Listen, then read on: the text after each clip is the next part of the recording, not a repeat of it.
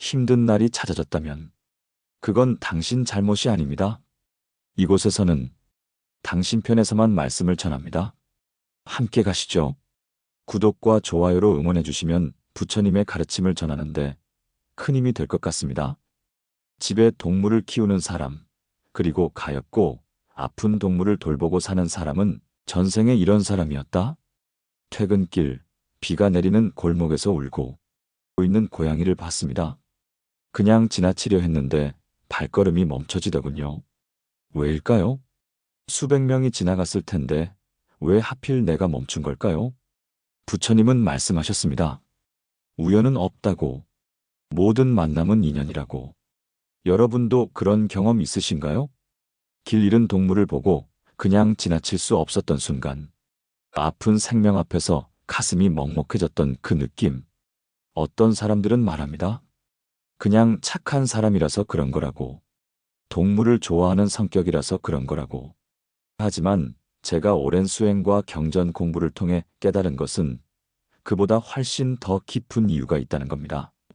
왜 어떤 사람은 아픈 동물을 보고 그냥 지나가고 어떤 사람은 자신의 모든 것을 쏟아부으며 돌볼까요?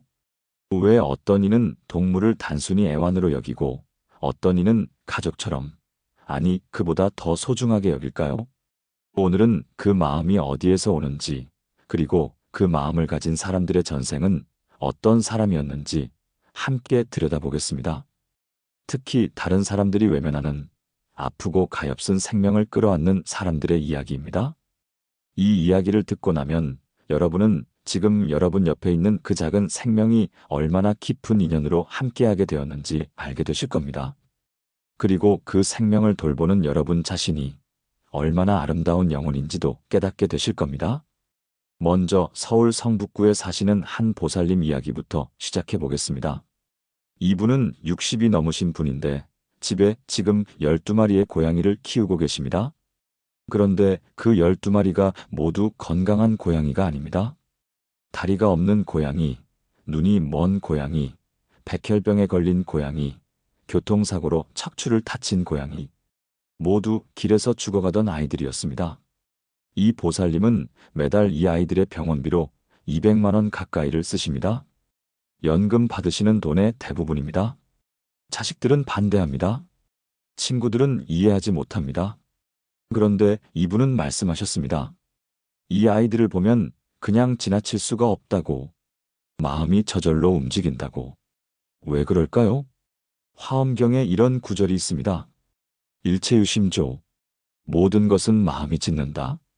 그런데 그 마음은 어디서 오는 걸까요? 그냥 하늘에서 뚝 떨어지는 걸까요? 아닙니다. 그 마음은 전생에서 쌓아온 업의 결과입니다. 우리가 수없이 많은 생을 거쳐오면서 만들어낸 습관, 그것이 지금 이 생의 마음으로 나타나는 겁니다. 동물 앞에서 멈추는 사람, 아픈 생명을 외면하지 못하는 사람, 이런 분들의 전생을 들여다보면 놀라운 공통점이 있습니다. 첫 번째, 전생에 자비행을 실천했던 분들입니다. 부산 해운대에 사시는 한거사님이 계십니다. 이분은 젊었을 때부터 유독 동물에게 끌렸다고 합니다. 대학 시절부터 유기견 보호소에서 봉사를 하셨고 지금은 아예 작은 동물 보호소를 직접 운영하고 계십니다. 수입은 별로 없습니다. 힘든 일도 많습니다. 그런데 이상하게 이 일을 그만둘 수가 없다고 합니다. 이분이 어느 날 저를 찾아오셔서 제게 물으셨습니다. 법사님, 저는 왜 이렇게 동물들이 불쌍할까요? 제 인생을 다 바치고 있는데도 후회가 없습니다. 이게 정상인가요? 저는 그분의 눈을 보는 순간 알았습니다. 이분은 전생에 보살이셨던 분이라는 것을. 법화경에 보면 상불경 보살이라는 분이 나옵니다. 이분은 만나는 모든 존재에게 절을 하며 말씀하셨습니다. 저는 당신을 깊이 공경합니다. 당신은 미래의 부처가 되실 분이기 때문입니다. 심지어 동물에게도 벌레에게도 그렇게 하셨습니다. 왜 그랬을까요? 모든 생명 안에 부처의 씨앗이 있음을 아셨기 때문입니다. 지금 아픈 동물을 돌보는 여러분도 마찬가지입니다. 여러분은 전생에 이렇게 모든 생명을 부처로 보는 수행을 하셨던 분들입니다. 그래서 지금 이 생에서도 작은 생명 앞에서 멈출 수밖에 없는 겁니다. 그것은 여러분의 영혼 깊은 곳에 새겨진 자비의 습관입니다. 대구에 사시는 한 보살님은 집에 장애를 가진 강아지 5마리를 키우십니다. 모두 다른 사람들이 버린 아이들입니다. 앞을 보지 못하는 아이, 뒷다리가 마비된 아이, 심장병을 앓고 있는 아이. 이분은 매일 아침 5시에 일어나 아이들의 배변을 돕고 약을 먹이고 물리치료를 합니다. 출근 전에 2시간, 퇴근 후에 3시간, 주말에는 하루 종일 아이들과 함께합니다. 친구들이 놀러 가자고 해도 갈 수 없습니다. 여행도 못 갑니다.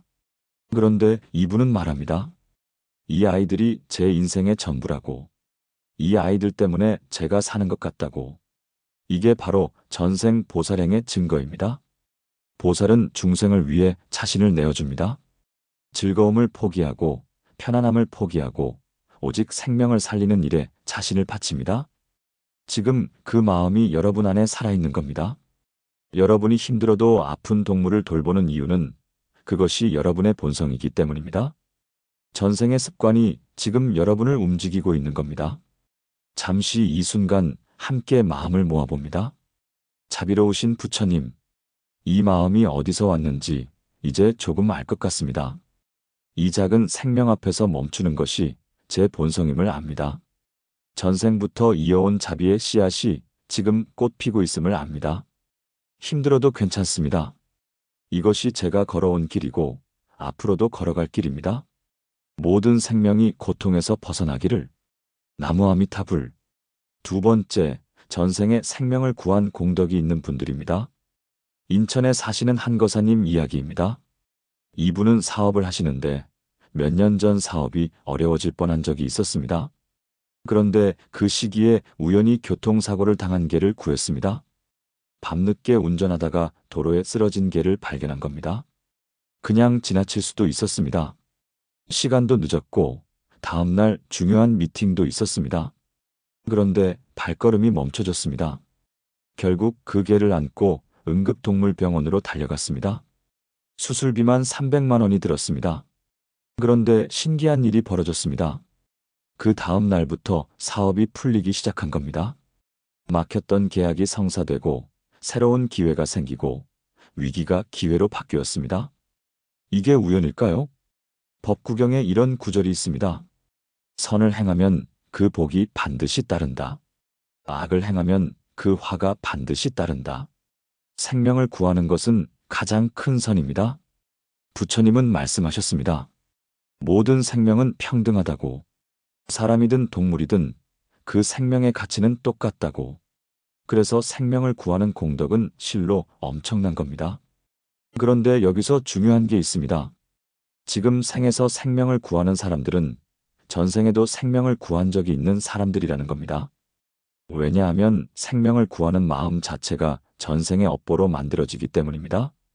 업보라는 게 무엇입니까? 과거의 행동이 현재의 마음을 만드는 겁니다. 전생에 생명을 살린 사람은 이번 생에도 생명 앞에서 멈추게 됩니다. 그것이 업의 법칙입니다. 광주에 사시는 한 보살님은 집에 유기묘 7마리를 키우십니다. 이분은 어릴 때부터 동물을 보면 가슴이 아팠다고 합니다. 특히 아프거나 다친 동물을 보면 그냥 지나칠 수가 없었습니다. 초등학교 때는 다친 참새를 주워 키웠고 중학교 때는 버려진 강아지를 몰래 집에 데려왔습니다. 대학 때는 길고양이 밥을 주다가 교통사고를 당한 고양이를 발견하고 응급실로 데려갔습니다. 지금은 유기동물 보호소에서 자원봉사를 하며 특히 안락사 위기에 처한 아이들을 입양합니다. 이분은 제게 말씀하셨습니다. 법사님, 저는 제가 왜 이러는지 모르겠어요. 경제적으로 여유가 있는 것도 아닌데 아픈 동물을 보면 그냥 안 되겠더라고요. 제가 이상한 건가요? 저는 그분께 말씀드렸습니다. 이상한 게 아니라 아름다운 겁니다. 그리고 그것은 전생의 공덕이 지금 드러나는 겁니다. 아마도 전생에 많은 생명을 구하셨을 겁니다. 그 공덕의 씨앗이 지금 이렇게 자비의 마음으로 꽃피고 있는 겁니다. 화엄경에 보면 인드라망이라는 비유가 나옵니다. 우주 전체가 하나의 그물로 연결되어 있고 그 그물의 매듭마다 구슬이 달려 있습니다. 하나의 구슬이 빛나면 다른 모든 구슬도 함께 빛난다는 겁니다. 생명을 구하는 것도 마찬가지입니다. 한 생명을 구하면 그 공덕이 우주 전체로 퍼져나갑니다. 그리고 그 공덕은 반드시 다시 여러분에게 돌아옵니다. 이번 생에 또는 다음 생에 지금 여러분이 아픈 동물을 돌보는 그 마음, 그 행동은 단순히 착한 일이 아닙니다. 그것은 우주적 차원의 공덕을 쌓는 일입니다. 그리고 그 공덕은 여러분의 영혼에 영원히 새겨집니다. 잠시 숨을 고르며 함께 마음을 모아봅니다. 이 작은 생명을 구하는 제 손길이 우주를 밝히고 있음을 압니다. 전생에도 저는 이렇게 생명을 살렸을 것입니다. 그 공덕이 지금 저를 움직이고 있습니다. 힘들지만 멈추지 않겠습니다. 한 생명, 한 생명이 모두 소중합니다. 그 생명을 지키는 것이 제 길입니다. 나무 아미타불.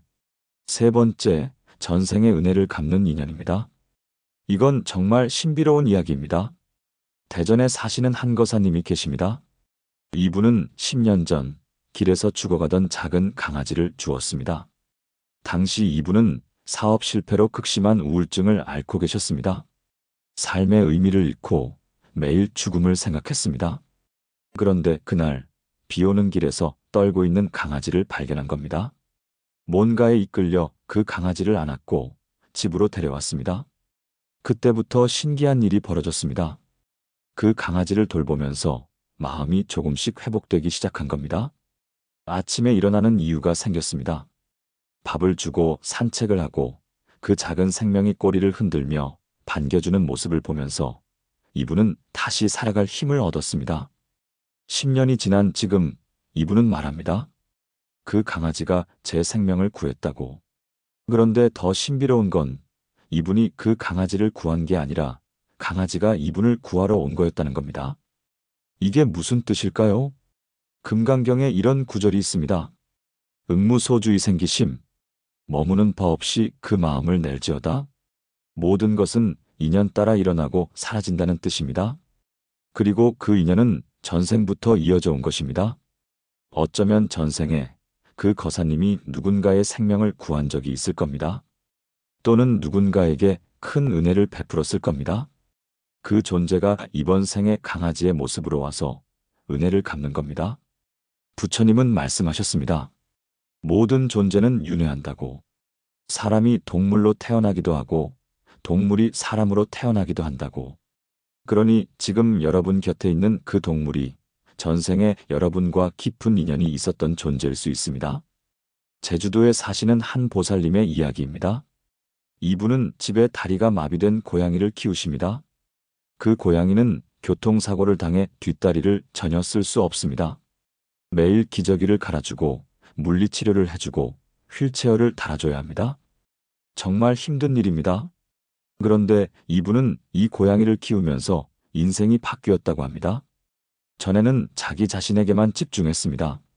내 행복, 내 편안함, 내 성공.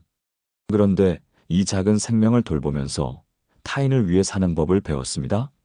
아니, 돌보는 게 아니라 함께 사는 법을 배웠습니다. 이분은 말합니다. 이 아이가 제 스승이라고. 이 아이가 저에게 자비가 무엇인지 가르쳐주고 있다고. 이것이 바로 보은의 인연입니다. 어쩌면 전생에 그 보살님이 누군가를 도왔을 겁니다. 그 존재가 이번 생의 고양이로 와서 더 큰 가르침을 주고 있는 겁니다. 어려움을 통해 깨달음을 주는 겁니다. 그러니 지금 아픈 동물을 돌보며 힘들어하시는 분들께 말씀드립니다. 그 힘들 속에 큰 가르침이 있습니다. 그 작은 생명이 여러분에게 무언가를 전하고 있습니다. 그것이 전생의 은혜를 갚는 방식일 수도 있고 새로운 은혜를 베푸는 방식일 수도 있습니다. 어느 쪽이든 그것은 깊은 인연입니다. 감사히 받아들이십시오. 잠시 고요히 앉아 함께 마음을 모아봅니다. 이 작은 생명이 우연히 온 것이 아님을 압니다. 전생의 인연이 우리를 다시 만나게 했습니다. 어쩌면 제가 받은 은혜를 갖고 있는 것일 수도 있고 새로운 은혜를 주고받는 것일 수도 있습니다. 어느 쪽이든 이 만남에 감사합니다. 이 생명을 통해 더 깊은 사랑을 배웁니다. 모든 존재와의 인연에 감사드립니다. 나무 아미타불. 네 번째, 전생의 수행자였던 분들입니다. 울산에 사시는 한거사님이 계십니다. 이분은 젊은 시절부터 유독 절에 가면 마음이 편안했다고 합니다. 그리고 동물에게도 특별한 감정을 느꼈습니다. 특히 절에 사는 고양이나 개들을 보면 왠지 모를 친근함을 느꼈습니다. 나이가 들어 본격적으로 절에 다니기 시작했고 어느 날 한 스님께 여쭤봤습니다. 왜 저는 동물들이 이렇게 불쌍하고 사랑스러울까요? 왜 아픈 동물을 보면 제 일처럼 가슴이 아플까요? 스님께서 말씀하셨습니다. 거사님은 전생의 출가 수행자셨을 겁니다. 출가자는 모든 생명을 평등하게 보는 훈련을 합니다. 그 습관이 지금도 남아있는 겁니다. 실제로 절에 가보면 스님들이 동물을 대하는 모습이 일반인과 다릅니다. 벌레 하나도 함부로 죽이지 않습니다. 길가에 죽은 동물이 있으면 천도제를 지냅니다. 모든 생명을 부처님의 자식으로 여깁니다. 이것이 수행자의 마음입니다. 유마경에 보면 유마거사라는 분이 나옵니다. 제가 신자였지만 그 깨달음이 많은 출가 수행자들보다 깊었습니다. 어느 날 문수보살이 찾아와 물었습니다. 거사님, 무엇이 보살의 길입니까? 유마거사가 답했습니다. 모든 중생을 자기 자신처럼 사랑하는 것입니다. 그들의 고통을 내 고통으로 느끼고 그들의 기쁨을 내 기쁨으로 여기는 것입니다. 사람이든 동물이든 벌레든 풀이든 모든 것이 나와 하나임을 아는 것입니다. 이것이 진정한 수행자의 마음입니다. 지금 아픈 동물을 돌보는 여러분 중에도 전생의 수행자였던 분들이 많습니다. 그래서 생명 앞에서 차별하지 못하는 겁니다. 사람이라고 더 소중하고 동물이라고 덜 소중하다고 생각하지 못하는 겁니다. 그것은 깨달음의 흔적입니다. 전생에 쌓은 수행의 공덕입니다. 창원에 사시는 한 보살님은 매일 아침 길고양이들에게 밥을 줍니다. 15년째 한 번도 거르지 않고 있습니다. 비가 오든 눈이 오든 아프든 바쁘든 새벽 5시면 어김없이 일어나 밥을 준비합니다. 주변 사람들이 물어봅니다. 왜 그렇게까지 하느냐고. 그냥 밥 한 끼 건너뛰면 안 되느냐고. 이분은 답합니다. 이 아이들도 저를 기다립니다. 이 아이들도 배가 고픕니다. 이 아이들도 하나의 생명입니다. 제가 만약 안 나가면 이 아이들은 굶게 됩니다. 그게 싫습니다. 이것이 바로 수행자의 마음입니다. 스스로의 편안함보다 생명의 안녕을 먼저 생각하는 마음입니다. 법화경에 보면 상불경 보살 이야기가 나옵니다. 이 보살은 만나는 모든 존재에게 절을 했습니다. 사람에게도 동물에게도 심지어 나무와 돌에게도 절을 했습니다. 사람들이 비웃었습니다. 미쳤다고 했습니다. 심지어 돌을 던지고 욕을 했습니다. 그래도 상불경 보살은 멈추지 않았습니다. 왜냐하면 그분은 알고 있었기 때문입니다. 모든 존재 안에 부처의 씨앗이 있다는 것을, 지금은 동물의 모습이지만 언젠가는 부처가 될 존재라는 것을, 지금 여러분도 그렇게 보고 계신 겁니다. 눈앞에 작은 생명을 단순한 동물로 보지 않고 부처가 될 존재로 보는 겁니다. 그것이 전생 수행자의 눈입니다. 여러분이 보고 있는 것은 동물의 형상이 아니라 그 안에 있는 불성입니다. 그래서 함부로 대할 수가 없는 겁니다. 여러분이 지금 하고 계신 일은 단순히 동물을 돌보는 게 아닙니다. 부처를 모시는 겁니다. 미래의 부처를 지금 섬기는 겁니다. 얼마나 거룩한 일입니까? 잠시 숨을 내쉬며 함께 마음을 모아봅니다. 전생에 저는 수행자였을 것입니다. 모든 생명을 평등하게 보는 법을 배웠을 것입니다. 그 마음이 지금도 살아있습니다. 이 작은 생명 안에서 부처를 봅니다. 미래의 깨달음을 얻을 존재를 지금 모시고 있습니다. 이 일을 계속하겠습니다. 모든 생명이 존귀합니다. 나무 아미타불. 5번째, 과거의 업을 씻는 과정입니다. 이건 조금 무거운 이야기입니다. 하지만 반드시 이해해야 할 부분입니다. 어떤 분들은 아픈 동물을 돌보면서 유독 힘들어합니다. 경제적으로도 육체적으로도 정신적으로도 정말 힘듭니다. 그런데 멈출 수가 없습니다. 왜일까요? 부처님은 말씀하셨습니다. 모든 고통에는 원인이 있다고.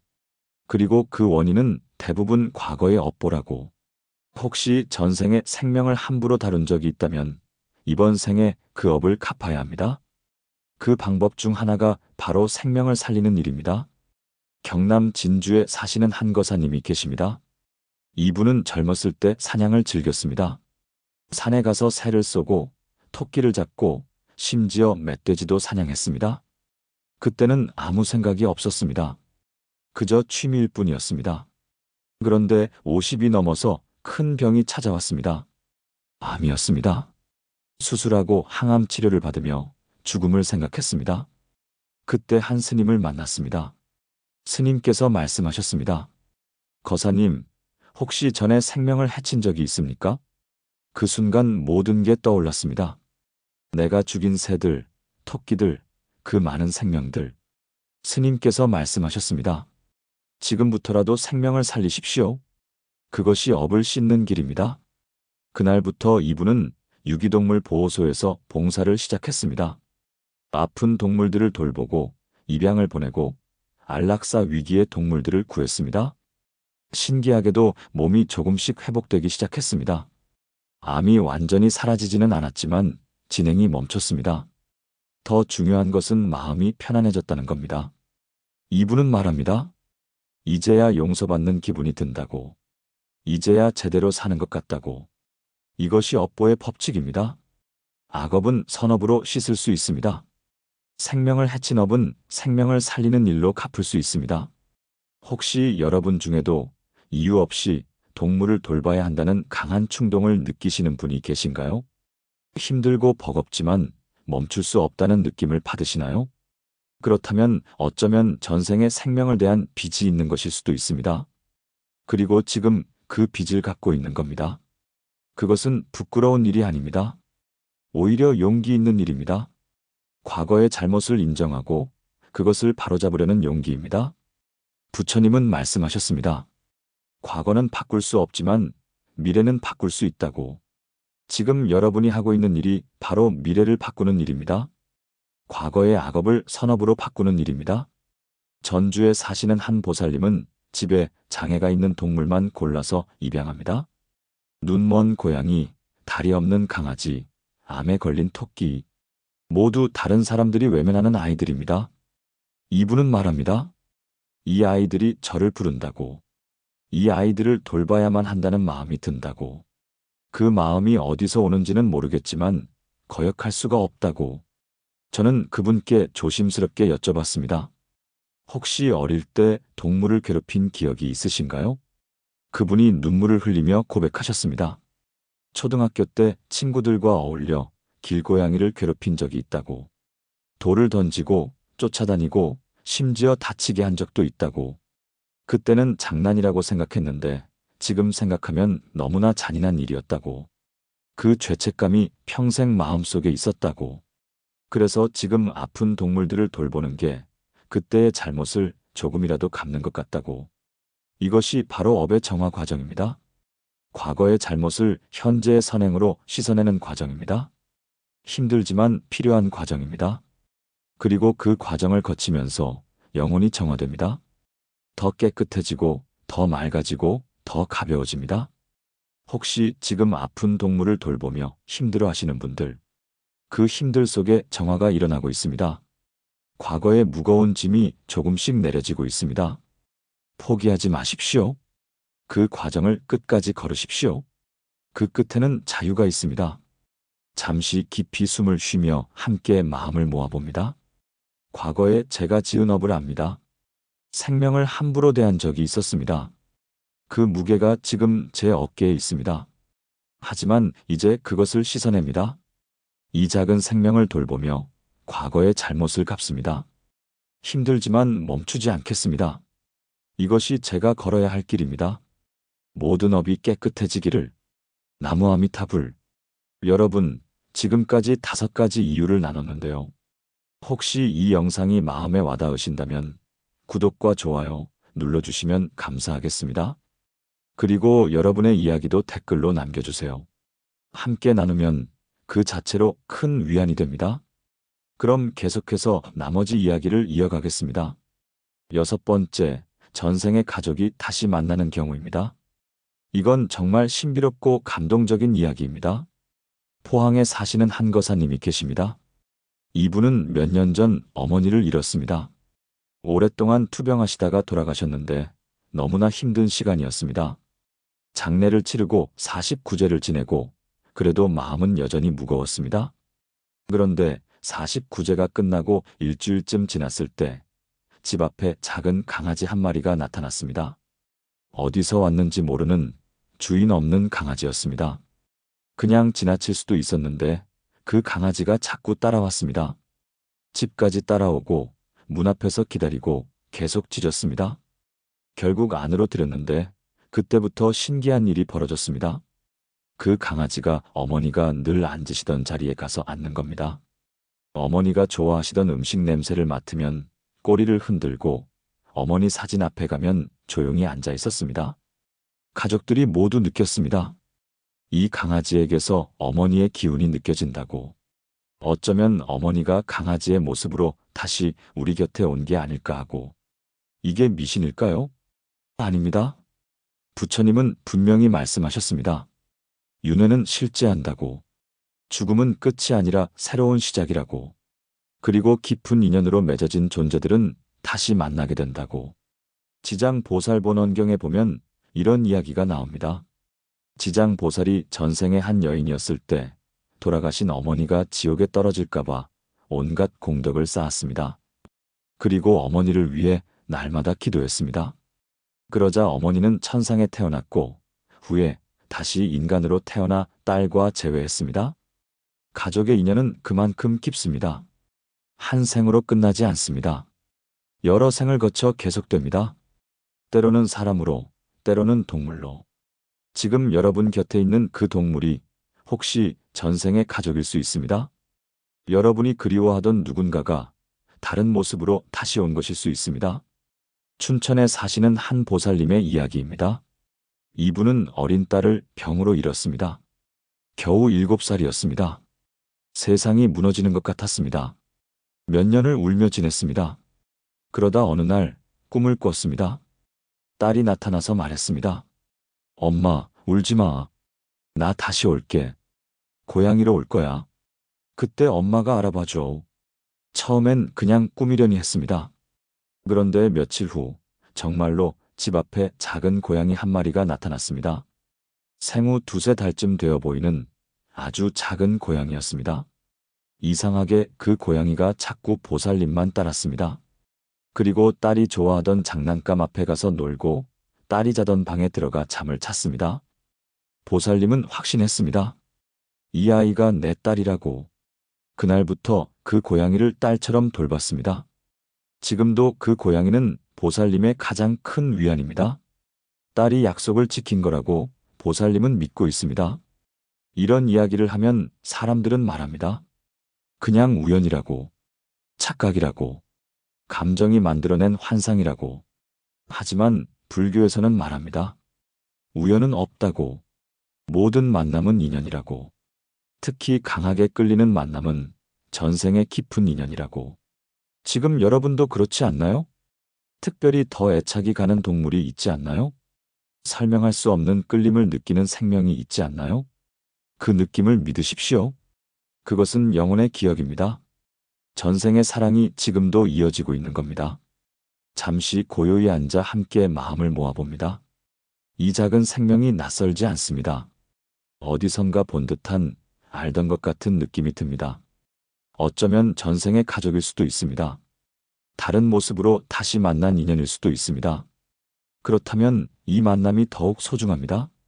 한 번 더 함께할 수 있는 시간에 감사합니다. 이 생명을 더욱 소중히 돌보겠습니다.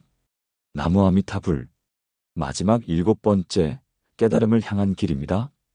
결국 모든 이야기는 여기로 모입니다. 왜 우리는 동물을 돌볼까요? 왜 아픈 생명 앞에서 멈출까요?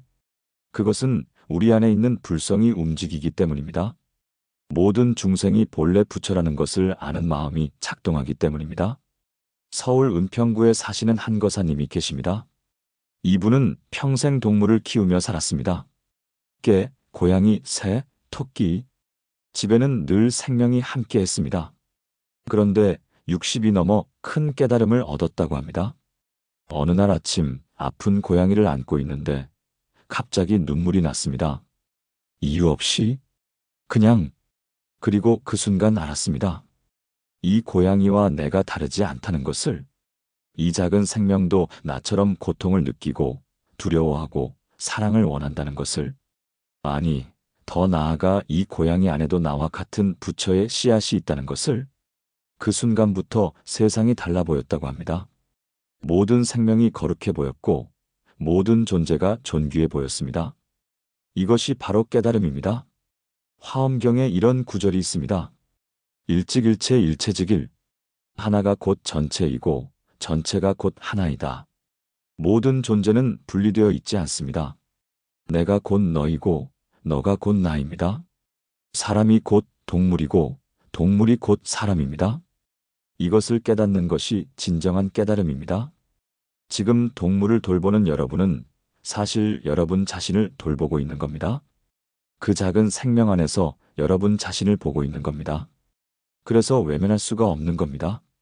그것은 나의 일부이기 때문입니다.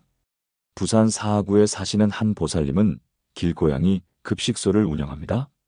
매일 10여 마리의 고양이들에게 밥을 주고 물을 갈아주고 추울 때는 집도 만들어줍니다. 주변 사람들이 물어봅니다. 왜 그렇게까지 하느냐고.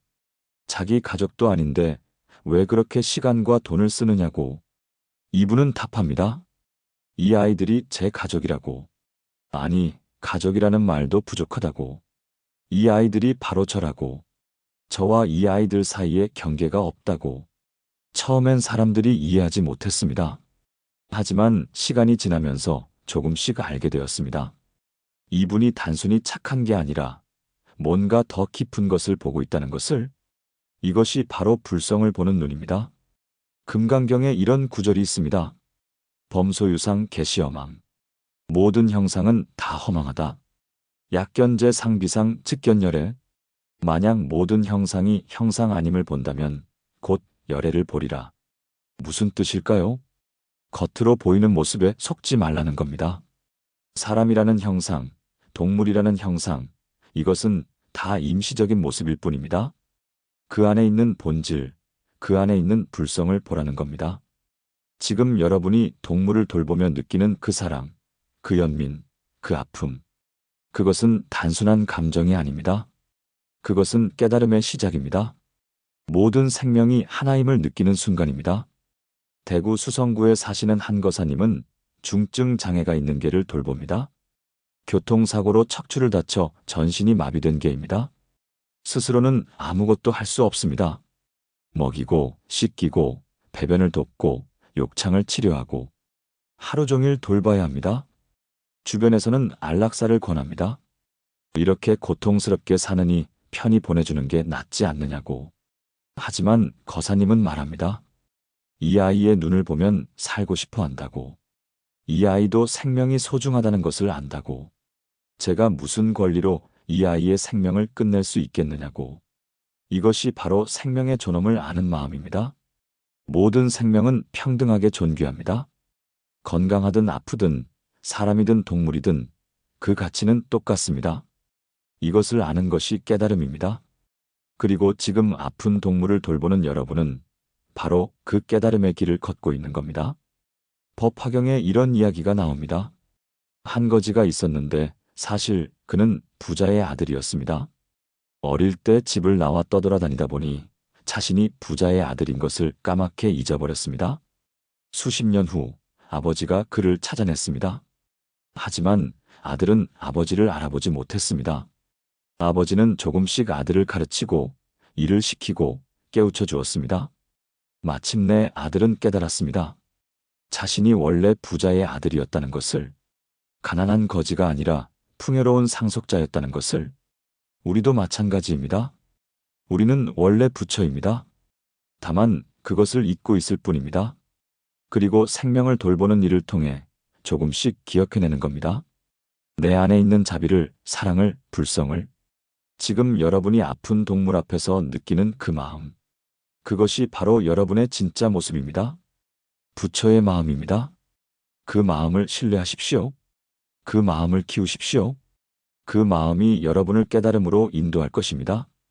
잠시 깊이 숨을 쉬며 함께 마음을 모아봅니다. 이 작은 생명을 돌보며 저는 배웁니다. 모든 존재가 하나임을, 내가 곧 너이고 너가 곧 나임을, 이 생명 안에서 부처를 봅니다. 그리고 동시에 제 안에 부처도 봅니다. 이것이 깨달음의 길입니다. 이 길을 계속 걷겠습니다. 모든 생명과 하나 되는 그날까지. 나무아미타불. 이제 지금까지 나눈 7가지를 하나로 엮어 통합 명상을 함께 하겠습니다. 편안하게 앉으시거나 누우셔도 좋습니다.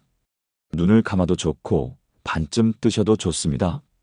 지금 이 순간 여러분 곁에 있는 그 작은 생명을 떠올려 봅니다.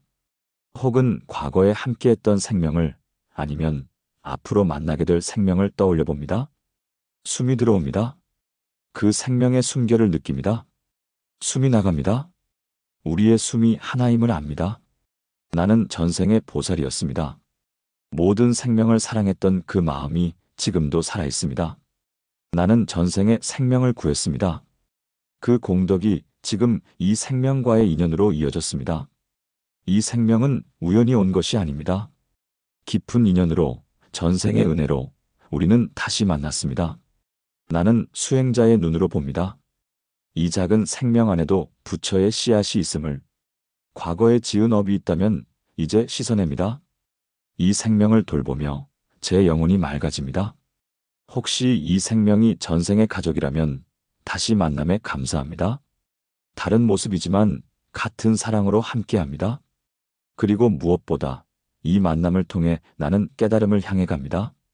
모든 생명이 하나임을, 나와 너의 경계가 없음을, 사랑이 곧 나의 본성임을. 이제 숨을 깊이 들이마십니다. 그리고 천천히 내쉽니다. 모든 생명의 고통이 사라지기를, 모든 존재가 평안하기를, 이 작은 생명도, 저도, 우리 모두가 행복하기를. 나무아미타불. 천천히 눈을 뜨셔도 좋습니다. 여러분, 오늘 우리는 참 깊은 이야기를 나눴습니다. 왜 어떤 사람들은 동물을 돌보게 되는지, 특히 아프고 가엾은 생명을 외면하지 못하는 이유가 무엇인지, 그것은 단순히 착한 마음 때문이 아닙니다. 여러분은 전생의 보살이었던 분들입니다. 생명을 구한 공덕이 있는 분들입니다. 깊은 인연으로 다시 만난 분들입니다. 수행자의 평등한 마음을 가진 분들입니다. 과거의 업을 정화하고 있는 용기 있는 분들입니다. 전생의 가족과 재회한 분들입니다. 그리고 무엇보다 깨달음을 향해 가고 있는 분들입니다. 지금 여러분이 하고 있는 일은 참으로 거룩한 일입니다. 세상 사람들은 이해하지 못할 수도 있습니다. 심지어 가족도, 친구도 이해하지 못할 수 있습니다. 하지만 부처님은 아십니다. 모든 부처님과 보살님들이 지켜보고 계십니다. 그리고 응원하고 계십니다. 힘들 때도 있을 겁니다. 경제적으로, 육체적으로, 정신적으로 버거울 때가 있을 겁니다. 그럴 때마다 기억하십시오. 여러분은 혼자가 아닙니다. 전생부터 이어온 그 길을 걷고 있는 겁니다. 수많은 생을 거쳐 쌓아온 공덕이 지금 꽃 피고 있는 겁니다. 오늘부터 단 하루에 3분만이라도 시간을 내어 보십시오. 여러분 곁에 그 작은 생명을 바라보는 시간을, 그저 바라만 보십시오. 그 눈을, 그 숨결을, 그 존재를. 그리고 느껴보십시오. 그 생명과 여러분이 하나임을. 그것만으로도 충분합니다. 그것이 바로 명상이고 수행이고 깨달음의 길입니다. 마지막으로 함께 서원을 세웁니다. 이 작은 생명을 끝까지 돌보겠습니다. 힘들어도 외로워도 이해받지 못해도 멈추지 않겠습니다. 이것이 제가 전생부터 걸어온 길이고 앞으로도 걸어갈 길임을 압니다. 모든 생명이 고통에서 벗어나기를, 모든 존재가 행복하기를, 이 서원이 우주 곳곳에 퍼지기를. 나무아미타불, 나무아미타불, 나무아미타불. 오늘도 함께 해주셔서 감사합니다. 여러분 모두에게 부처님의 자비가 함께 하시기를 기원합니다.